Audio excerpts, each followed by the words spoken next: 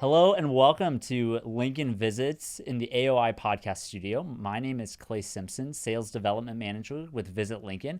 And joining me in the podcast studio today is the always smiling, always upbeat, quite possibly the most positive person in the city of Lincoln, Ellen Pegg with the College of Agricultural Sciences and Natural Resources at the University of Nebraska-Lincoln. Ellen, thanks for joining us today. It's so good to see you. I'm so happy to be here, Clay. This is exciting. I'm happy to be on the podcast. Absolutely. Ellen, if you just want to kind of take the mic and introduce yourself a little bit, tell us about yourself, about your position at the University of Nebraska-Lincoln and all of that.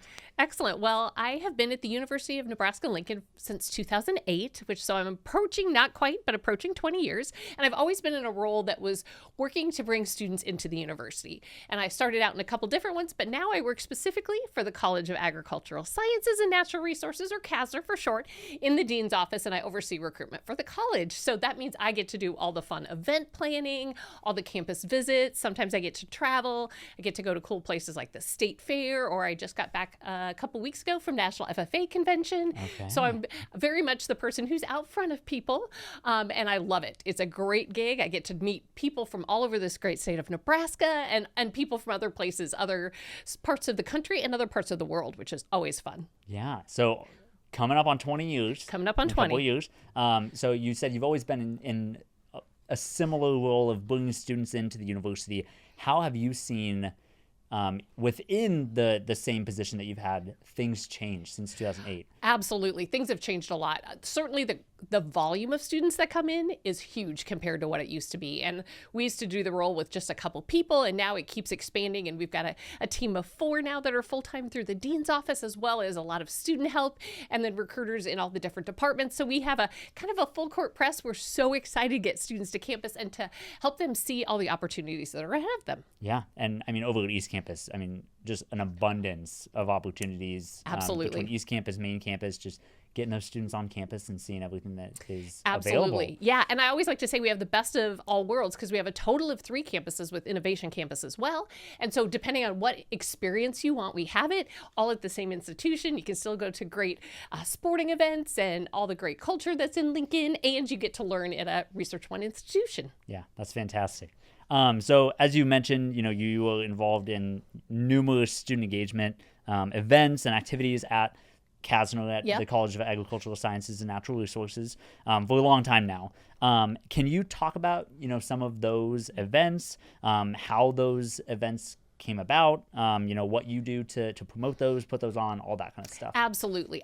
So we do host a lot of events specific to bringing students in, but we also do a lot of events that are open to the public as well. So summer outreach, like what we do with our Discovery Days every summer, where we have 3 Saturdays a month that everybody from the Institute of Agriculture and Natural Resources, kind of like a little farmer's market. And so we're outside and we're doing cool activities. I always love that one.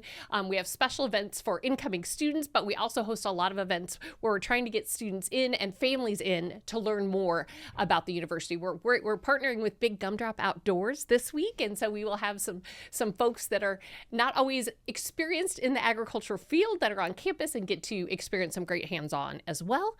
In the spring, we always host an admitted student event, and we've worked with you on that in the past, finding rooms for our out-of-state students and so forth, or people outside of Lincoln that it can't drive, right? Or can't go there and back. And so that's always fun as well, to get them in and get to show them all that we have to offer at the university and in Lincoln as a whole. Yeah. And you mentioned, a lot of those events, or a few of those events, are open to the public. Yes. So, we will always try to promote those and get people in Lincoln excited about what is happening on East Campus and in the College of Agriculture and stuff like that. You mentioned in the same capacity of how your position has changed, how have you seen these events change, since maybe the early stages of planning and now with just the abundance of students that you guys have interested in your program, how have those changed over time as well? Sure. Well, I mean, just the way we invite people to things has changed, because when I started, social media was just getting started. So we were sending postcards and letters and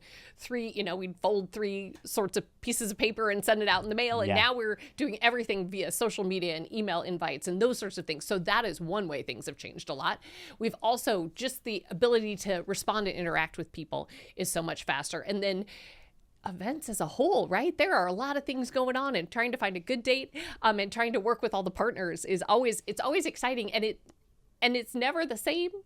So we always get to learn as we're going through, and I wouldn't still be in this job if it was the same every day, right? That's no fun. Yeah. But I'm always excited to see how we can cater to different audiences and adapt our presentations to who our audience is, which is super fun. Yeah, no, that's fantastic. So you're telling me that nowadays students don't have a massive box of college letters and materials sitting on top of their fridge. They have it in their email inbox. Yes, like the first day of school, or the first day the applications were open across the U.S., actually August 1st, I had a screenshot from a senior's email, and the whole screen was covered in, you can apply today, right? Yeah. So they still get paper as well, but their email is just flooded with things. Yeah, it's always hard to be on the cutting edge at that, right? Because things change fast in that area, but it's super fun to be current and stay up with the times and get students excited about what opportunities we have here. Well, and that's cool that you've had that opportunity to, explore, okay, what is the best way to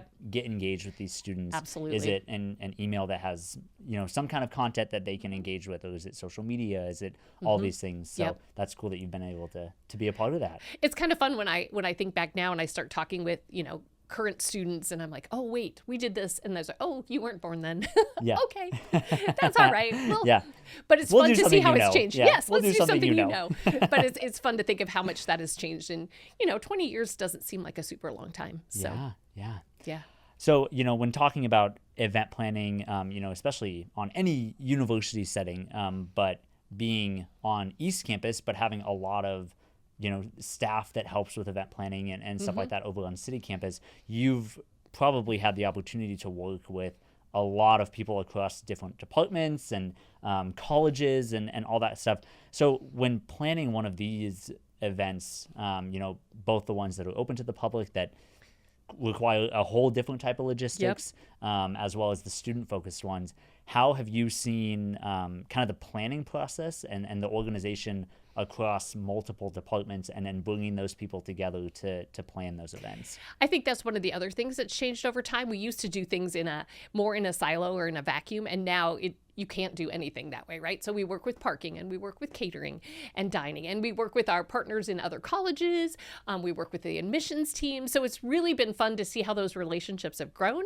And over time, as we've had some longevity in some of those roles, it's really fun to see how we can work together. It's like, oh, wait, I can call. I know so-and-so who can help me answer that question. And it's been so much fun to work across all those lines.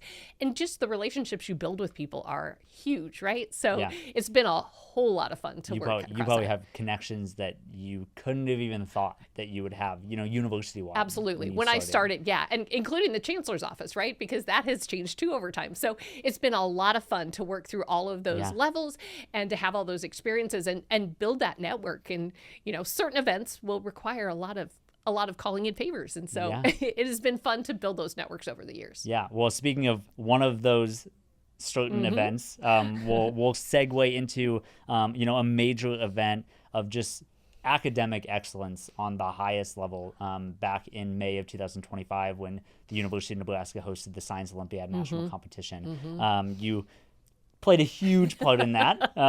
Got a lot of time with just the most amazing students. Can you just tell us a little bit more about Science Olympiad as a whole, especially on the national level, and talk about just how you played a part in making it so successful in Lincoln?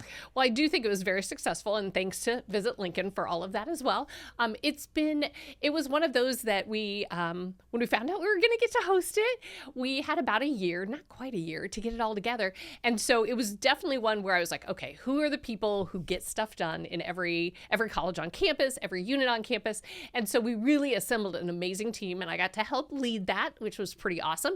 And they were people who got things done. And it was really fun to work together, because a lot of times we don't get to work quite that closely together and quite, weekly meetings and things like that. And so we really built a good network who had connections everywhere in housing and in College of Business and College of Education and Human Sciences and our parking folks and our Lincoln Police Department or our Lincoln UNL PD. And so it was great to work as a group, solving those problems and getting those to the next steps. And we definitely called in a few favors here and there to get that all done. But the students when they were there, it was amazing. And to see, we were hosted mainly, had all the activities in Hewitt Hall, which is part of the College of Engineering. And it was awesome to see them all everywhere having a blast, getting involved in the STEM Expo and all the opportunities they had to learn more about Lincoln, about the university.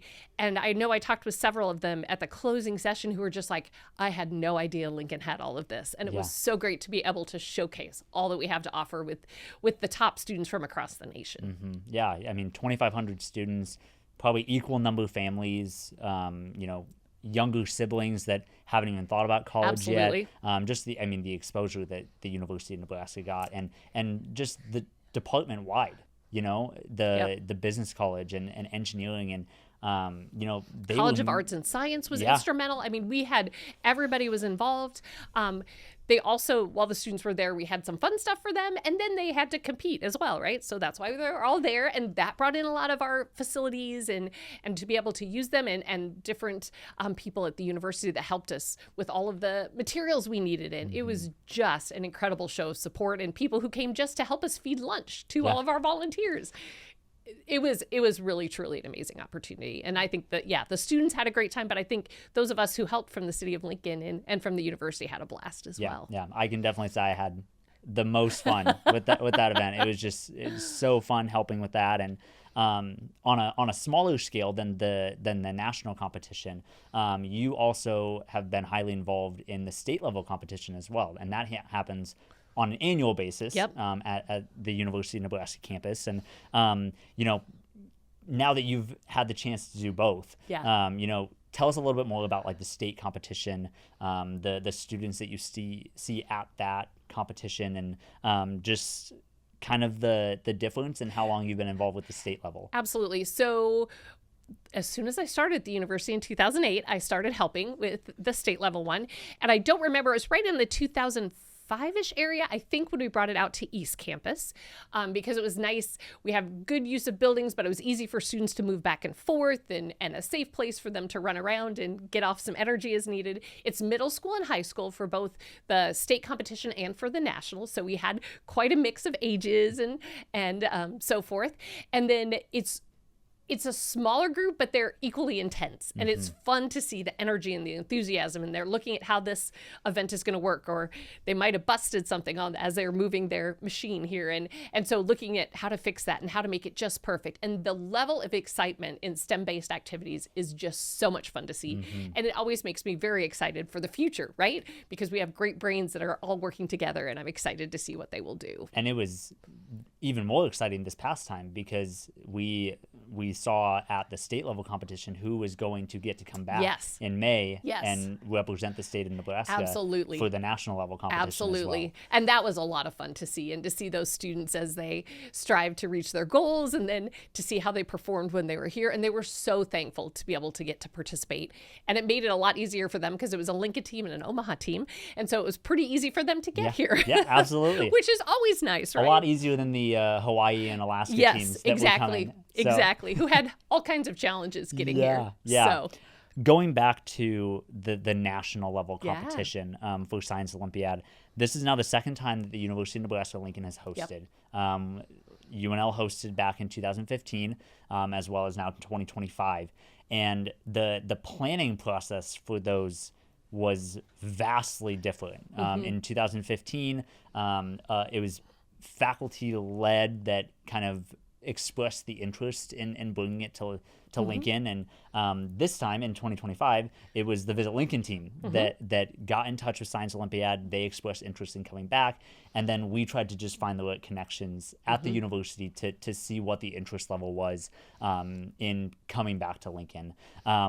Thankfully, you guys said yes, and we got to work closely with you guys on so many aspects of that. But, just in the difference between 2015, because you were involved in 2015 as well, what was the experience like this past time in 2025 with having more of that city presence, between Visit Lincoln and some of the business partners that were offering offsite tours and involved in the expo and everything like that. Can you talk a little bit about just the outside presence of the business community with Visit Lincoln, everything like that? I won't say that it was perfectly smooth this time, but it seemed so much nicer because everybody had their part, right? And so you guys covered some of the tours and somebody else covered this. And it was so great to have, when you do truly delegate different opportunities or different tasks, it makes a big difference. And so it just seemed like everybody did. And again, we had such a great team assembled, you included, who did what we asked, right? Mm-hmm. And so you got all the hotels for us and helped set up all those offsite tours. That's awesome. Then we could have somebody else who worked on Taylor and her team that were keeping the website up to date. It just took so many people on campus, off campus to bring it all together, to get volunteers to help, because that's a big part of it is how do we get people who are going to come and help monitor some of the events and help us feed people. And it was, I remember 2015 as being a little less smooth on that side of it. And so this was really nice to work together as a team that really got things accomplished. And one of the best things I feel like I've ever been a part of. So, and all office was so excited to be a part of it as well. And just to, promote what you guys were doing and promote the things that are happening at the university and, academically, the things that these students were bringing to the table and the opportunities that we know they could have at the university is so huge. And also the opportunities that we hope they have if they come to UNL and then they stay in Lincoln and then they get a job at one of our amazing businesses or they start up a business in Lincoln. Just again, that flow of how things could happen. And you play a huge part in that with what you bring in for admitted students and prospective students and families. And so Ellen, you are just a prime example of the people that make this place. And we are so thankful to have you doing what you do on campus and all the other amazing things happening on campus. And thank you for joining us today on the podcast. Be sure to visit Lincoln, our website, lincoln.org, for all other things happening in Lincoln. And we'll see you next time.